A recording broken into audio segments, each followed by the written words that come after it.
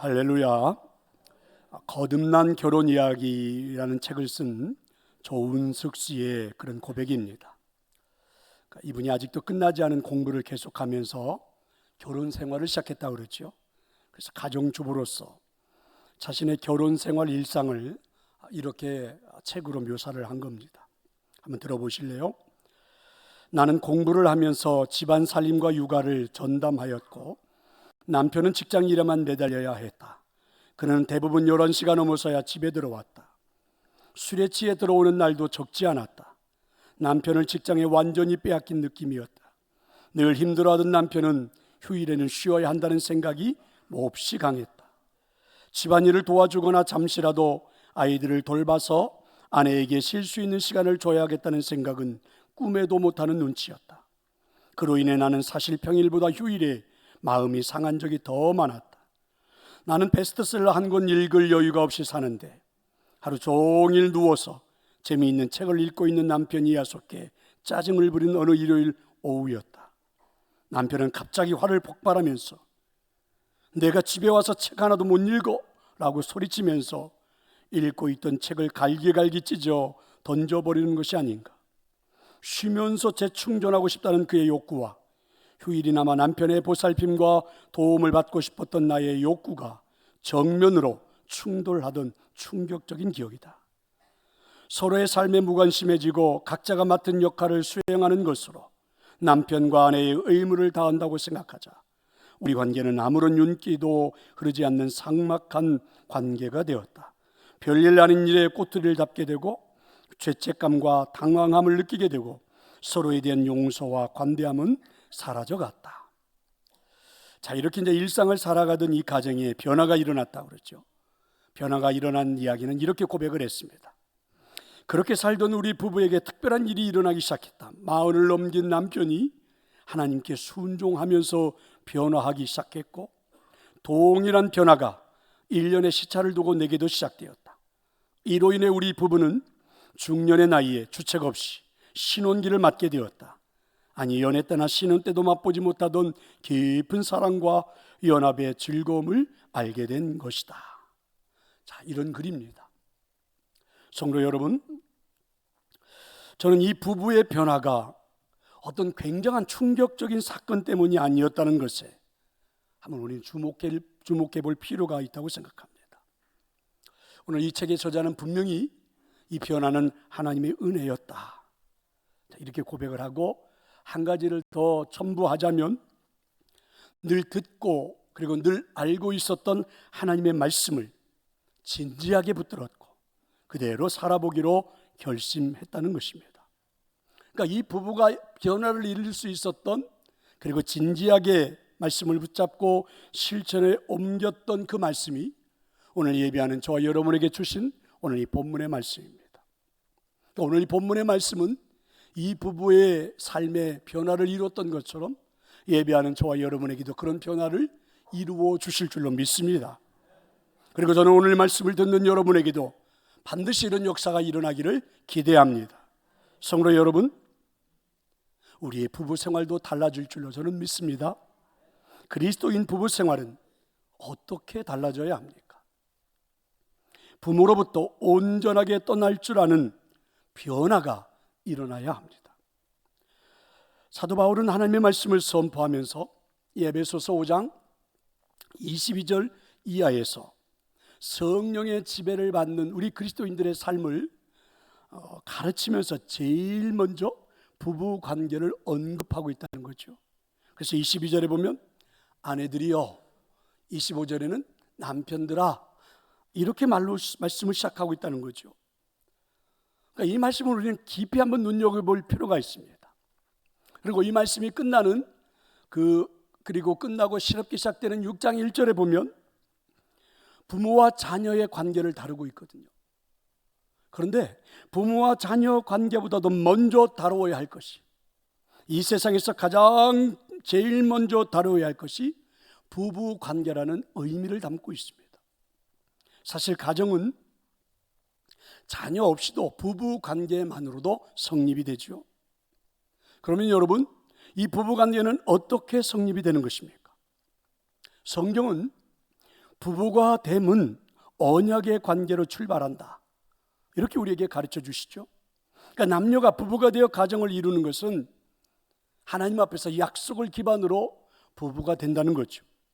그러면 그 약속이 성립되어 부부 관계가 이루어지려면 우선적으로 해야 하는 것이 있다는 거죠. 그게 뭡니까? 예수님은 부모로부터 떠남, 이렇게 시작된다고 우리에게 가르쳐주고 있습니다. 그러니까 부부가 되기로 약속하는 것은 무엇이 포함되어 있다는 말입니까? 바로 부모로부터 떠난다라는 약속이 포함되어 있는 거죠. 그러니까 이것이 선행되어야 하는 것이죠.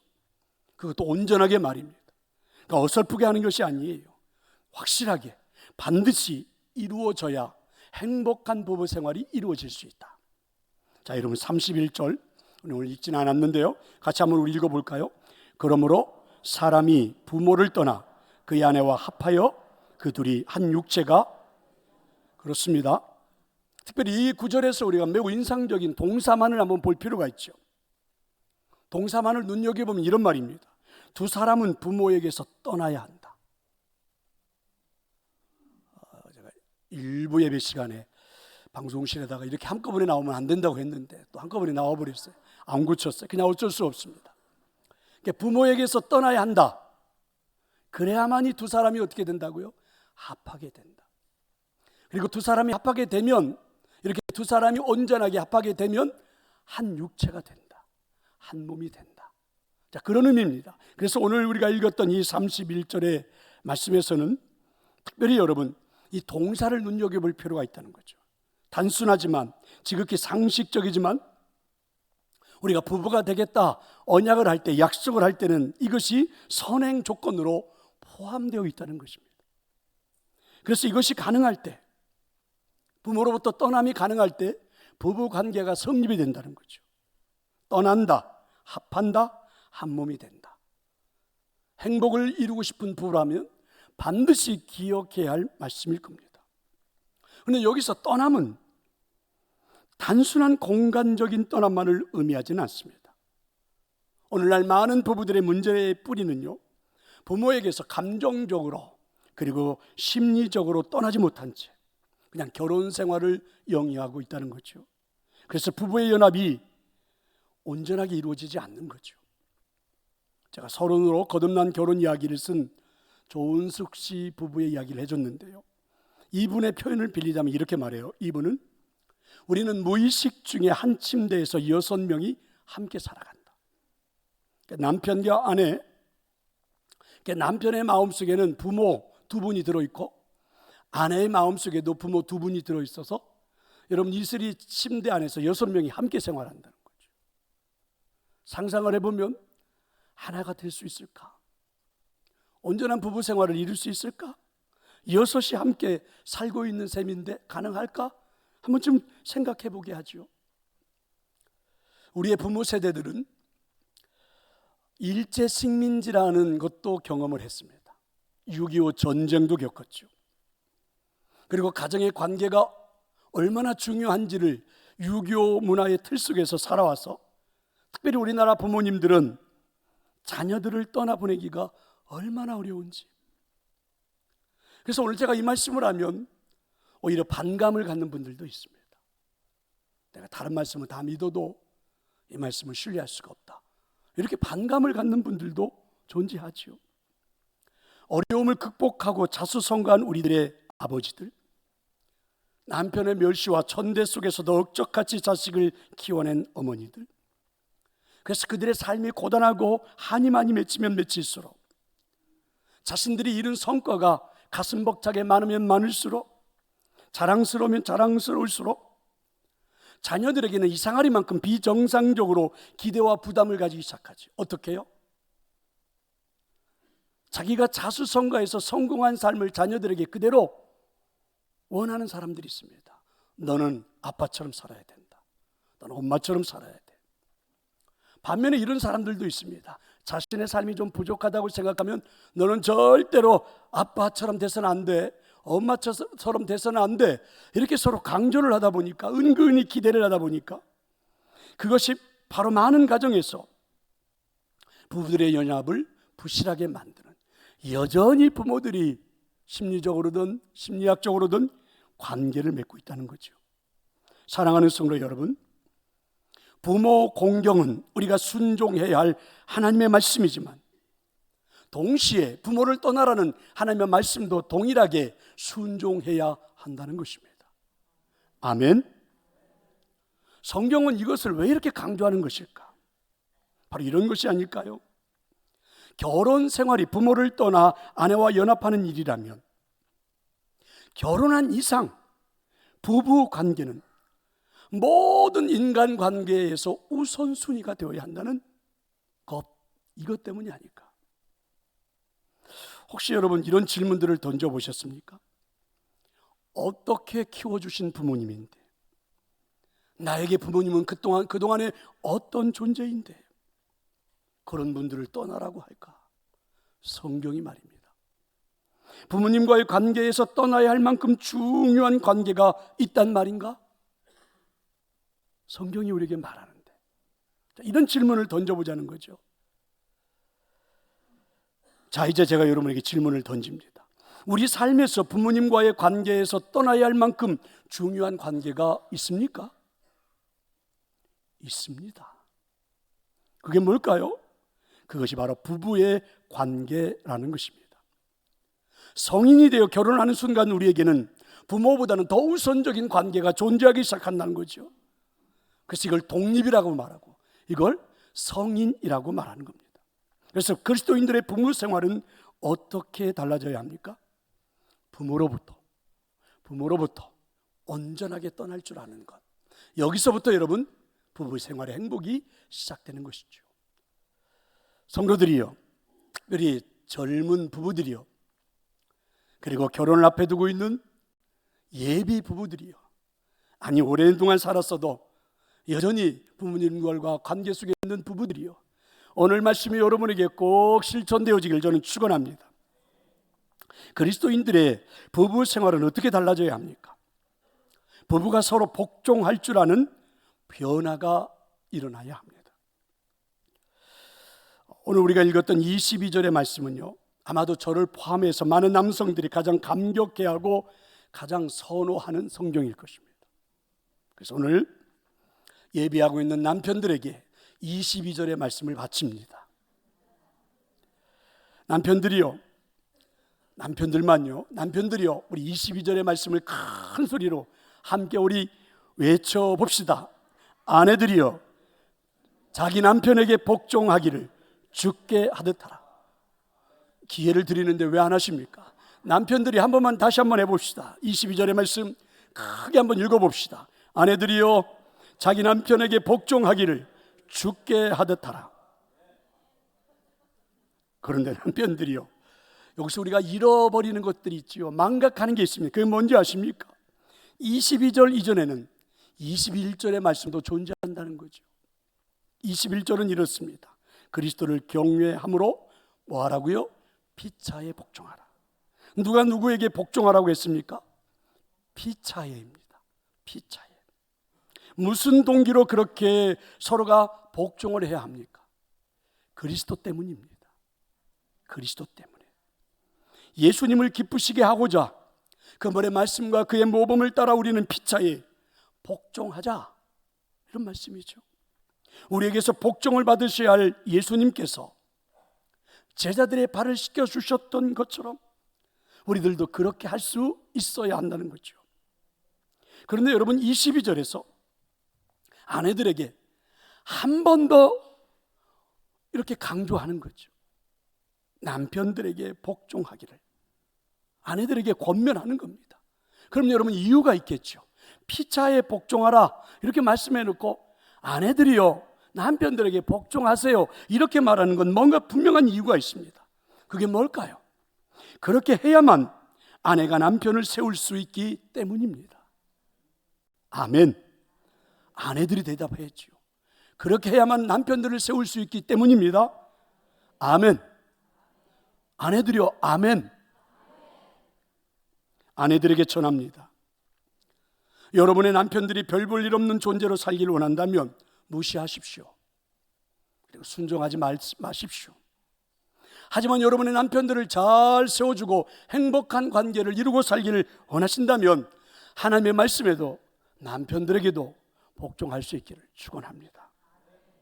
저는 오늘 예배하는 여성들이, 아내들이 그렇게 할 줄로 믿습니다. 조금만 더 깊이 생각해 볼까요? 23절에 보면 아내가 남편에게 복종할 이유를 설명하죠. 왜 우리가 남편에게 복종을 해야 되느냐? 남편이 아내의 뭐가 된다고요? 머리가 된다, 이렇게 말씀합니다. 여기서 말하는 머리라는 말은 남편의 우월성을 가르치는 그런 표현이 아닙니다. 그러니까 머리는 리더십을 뜻하는 말입니다. 어느 공동체나 리더를 필요로 하고 어느 공동체나 질서가 필요하죠. 여러분, 가정에서 공동체를 제대로 세우고자 싶다면 리더자가 있어야 되고 리더십이 필요하죠. 다르게 말해보면 우리 가정이 행복해지기를 원한다면 가정을 책임지고 이끌어줄 수 있는 리더가, 남편들이 존재해야 그 가정이 세워질 수 있다는 이야기죠. 그래서 오늘 성경은 아내들에게 말하는 거죠. 남편들에게 복종하라, 이렇게 말입니다. 문제는 복종이라는 말에 대한 이야기를 이미 우리는 선입견을 가지고 있죠. 세상 사람들이 말해주는 가치관으로 우리는 이미 복종에 대한 내 나름대로 설명이 들어 있습니다. 그래서 여러분 잘 이해를 안 하려고 그러죠. 제가 결혼하는 그런 신랑 신부들을 이제 데려놓고 미팅을 하면서 서약서를 줍니다. 그리고 한번 읽어봐라, 그리고 뺄 게 있으면 빼라 그랬더니 어떤 아이는 이렇게 말하더라고요. 목사님, 여기서 복종하라, 순종하라는 말은 빼고 싶습니다. 그래서 제가 빼라고 그랬죠. 잘못 알고 있는 거죠. 여러분, 여기서 말하는 복종의 의미를 성경적으로 이해하고 성경적으로 적용할 필요가 있죠. 우리가 생각하는 것처럼 복종은 굴종이 아닙니다. 오늘 성경에서 말하는 복종이라는 단어의 어근은 듣는다, 이런 말이에요. 그러니까 복종은 상대방을 존중해주고 그의 말에 귀를 기울임에서부터 시작된다. 자, 그런 의미입니다. 그러니까 상대방의 이야기를 잘 들어주고 상대방을 존중해주는 거, 이걸 복종이라고 성경 우리에게 말해준 거예요. 굴종이 절대 아니란 말입니다. 그럼 아내들이요, 당신들의 남편들을 잘 세워주려면 존중히 여겨주고 남편들의 말을 잘 경청하고 들어주십시오. 그러므로 가정에서 든든하게 리더자로, 그리고 질서를 세워가는 남편들이 될 수 있습니다. 꼭 그렇게 한번 실천해 볼 수 있기를 축원합니다. 그리스도인의 부부 생활은 어떻게 달라져야 합니까? 부부가 진심을 다해 사랑할 줄 아는 변화가 일어나야 하죠. 언뜻 오늘 우리가 말씀을 읽다가 보면 사랑이라는 말은 남편에게만 책임지어지는 것처럼 보여지죠. 25절에 보면 이렇게 말하잖아요. 남편들아, 아내 사랑하기를 그리스도께서 교회를 사랑하시고 그 교회를 위하여 자신을 주심같이 하라. 그래서 남편들에게는 사랑하라, 사랑에 대한 책임을 지어주는 것처럼 보여집니다. 그러나 여러분, 디도서 2장 4절에 가보면 젊은 여자들은 그 남편과 자녀를 사랑하라, 이렇게 성경은 가르치죠. 사랑의 관계는 혼자 하는 게 아니죠. 함께 해야 하는 거죠. 상호 관계입니다. 사랑은 주고받을 수 있는, 사랑은 남편도 아내도 함께 해야 된다는 그런 말이죠. 그럼에도 불구하고 오늘 성경이 남편들에게 사랑을 강조한 이유가 있겠죠. 피차간에 복종하라 하는데도 아내들에게 복종을 강조한 이유가 있듯이 남편들에게 사랑을 강조한 이유가 있을 겁니다. 그게 뭡니까? 자, 여러분 26절 27절입니다. 우리 한번 읽어보도록 하겠습니다. 이는 곧 물로 씻어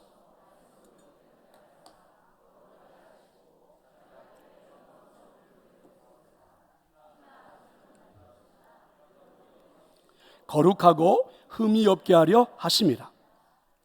할렐루야. 여기에 놀라운 비밀이 숨겨져 있습니다. 사랑에 대한 책임을 지어주는 이 말씀, 남편들이요, 한번 잘 생각해 봅시다. 아내가 아름다움을 볼 때, 아내의 아름다움을 볼 때 여러분 어떤 마음이 드십니까? 행복하지요? 아내가 아름다울 때 한번 여러분 안아주고 싶지 않습니까? 그런데 그 아름다움은 오늘 성경은 이렇게 말해요. 남편들이 만들어주는 것이다. 어떻게 말입니까? 사랑으로 말입니다. 사랑으로. 아내들을 사랑하면 어떻게 될까요? 오늘 성경은 매우 디테일하게 표현을 해놓았습니다. 남편들이 아내들을 사랑하면 물로 깨끗하게 씻는 것과 같다는 것이죠. 아내들에게 흠이 있는 부분, 더러움이 묻어 있는 부분, 얼굴에 티가 있는 부분을 깨끗하게 할 수 있다는 것이죠. 자, 이제 남편들이요, 아멘 할 준비를 한번 해보세요. 제가 한마디 할 테니까. 자, 준비하셨습니까? 남편들이요, 아멘 할 준비 되셨으면 제 말을 듣고 한번 해보십시다. 남편들이요, 아내의 죽은 깨도 사랑으로 없앨 수 있다고 믿으시면 아멘 합시다. 안 하신 분들이 한 5분 정도 있어요. 다시 한번 하겠습니다. 남편들이요, 아내들의 죽은 깨도 사랑으로 없앨 수 있다고 믿으시면 아멘 합시다. 그렇습니다. 남편들의 사랑은 가장 흠없는 아내들로 만들 수 있다는 이야기죠. 그래서 이런 말이 나왔는지도 몰라요. 진운의 안경이라고. 그죠? 우리가 보기에는 별 볼 일 없는데, 아니 세상에 그렇게 예쁜 사람이 없다고 고백하는 가끔 실없는 남편들을 보잖아요. 근데 여러분, 그게 거짓이 아닙니다.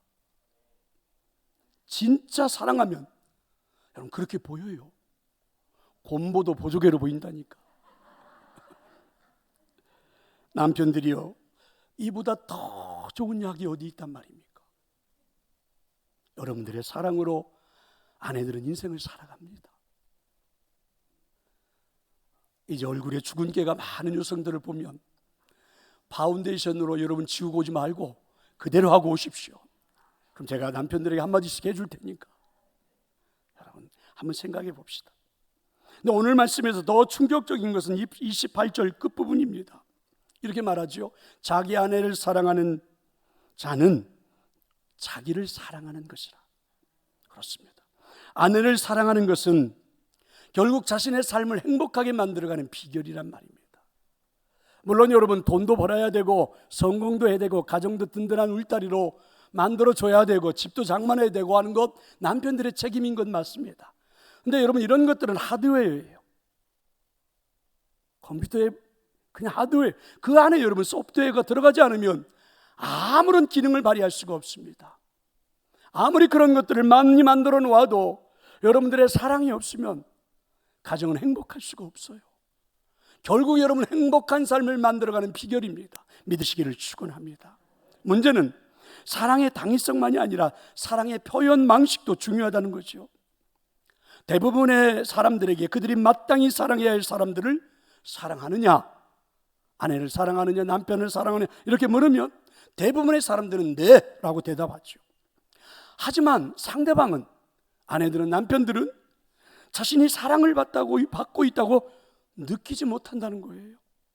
무슨 말입니까? 아직도 우리는 사랑을 표현하는 실제적인 방식을 배운 적이 별로 없어서 잘 안 되죠. 하지만 여러분, 사랑은 추상명사가 아니라 움직이는 동사라는 말이 있죠. 여러분, 이런 말을 들어보셨죠? 종은 울릴 때까지 종이 아니다. 노래는 부를 때까지는 노래가 아니다. 사랑은 표현될 때까지는 사랑이 아니다. 그렇습니다. 사랑은 사랑을 기다리는 사람들에게 이해될 수 있는 방식으로 표현이 되어져야 한다는 거죠. 예를 들면 어떤 사람에게는 사랑이 언어로 고백되어질 때 느끼죠. 사랑해요, 좋아해요, 이럴 때 사랑을 느낀다고 그러죠. 반면에 어떤 사람은 나를 소중히 여겨주는 몸짓, 동행하고 함께 해주는 것, 이럴 때의 사랑을 느낀다고 그러죠. 어떤 사람들에게는 스킨십을 해줘야 사랑을 느낀다고 해요. 이처럼 사랑은 당위성만이 아니라 동사로도 나타나고 상대방이 느낄 수 있는 것으로 표현되어져야 한다는 것이죠. 만약에 여러분 상대방을 사랑의 표현 방식을 모른다면 차라리 정직하게 당신 어떻게 해드리는 것이 좋을까요? 이렇게 묻는 게 훨씬 낫습니다. 오늘 숙제입니다. 남편들이, 아내들이요, 여러분의 상대방, 여러분의 배우자들이 어떻게 할 때 가장 행복하고 사랑을 느끼는지 반드시 오늘 한번 알아내 볼 수 있기를 소망합니다. 그리스도인의 부부 생활은 어떻게 달라져야 합니까? 진심으로 사랑을 할 때 변화가 일어나고, 그리고 이런 변화가 오늘 예배하는 남편들에게서 저는 일어날 줄로 믿습니다. 성도 여러분, 적어도 여러분 부모를 떠나는 행복, 그리고 여러분 남편들에게 복종해주는 그런 행복, 그리고 아내들을 사랑하는 이런 행복, 이런 변화가 우리 삶에서 나타나려면 무엇이 필요할까요? 오늘 우리가 본문을 읽다가 보면 앞부분에 18절에 보면 이런 말씀이 있어요. 술 취하지 말라. 이는 방탕한 것이니 오직 성령으로 충만함을 받으라. 여러분 17절, 16절, 15절 그리고 뒤에 있는 내용 아무리 봐도 갑자기 뜬금없이 이 말씀이 나오는 것처럼 되어 있어요. 하지만 바울은 분명한 의미를 가지고 이 말씀을 기록한 겁니다. 오늘 설교에 제가 서론을 시작했던 조은숙 씨의 부부 이야기죠. 이 부부는 변했다고 고백을 했잖아요. 하지만 그 조은숙 씨는 늘 이런 불안함에 시달렸다고 그러죠. 자신들의 결혼 생활이 이렇게 변했다고 떠들어 놓고 혹시 예전으로 돌아가면 어떡하지? 부부 생활이 변했다고 책까지 썼거든요. 그리고 사람들이 읽기 시작했거든요. 근데 이게 다시 옛날로 돌아가면 어떡해? 걱정이 되고 고민이 되었다고 그러죠. 그러다가 결국 결론을 맺었습니다. 그분들이 맺은 결론은 이렇습니다. 그렇다. 기도하지 않고 성령 충만하지 않고 어떻게 내가 먼저 섬기고 내가 먼저 용서하고 내가 먼저 사랑한다고 말할 수 있을까? 맨정신으로는 도저히 그렇게 못한다. 알코올 중독자들이 술에 절어 살듯 우리의 삶은 성령에 취해 살아야 하리라. 결론이 무엇입니까? 해답이 무엇입니까? 성령 충만이었습니다. 성령 충만이 행복한 부부 생활의 희망이었습니다. 성령 충만이 행복을 만들어내는 요소였습니다. 우리의 주인 되시는 예수 그리스도, 여러분이 그분을 진심으로 영접하십시오. 그리고 참으로 성령님의 지배받는 걸 사모하십시오. 성령이 여러분을 다스리는 한 부부 관계는 이렇게 행복한 관계로 여러분 나타날 줄로 저는 믿습니다. 부부의 관계가 이렇게 아름답고 행복한 관계로 이루어질 줄로 믿습니다. 오늘부터 여러분의 이런 변화가 꼭 체험되어지기를 간절히 축원합니다.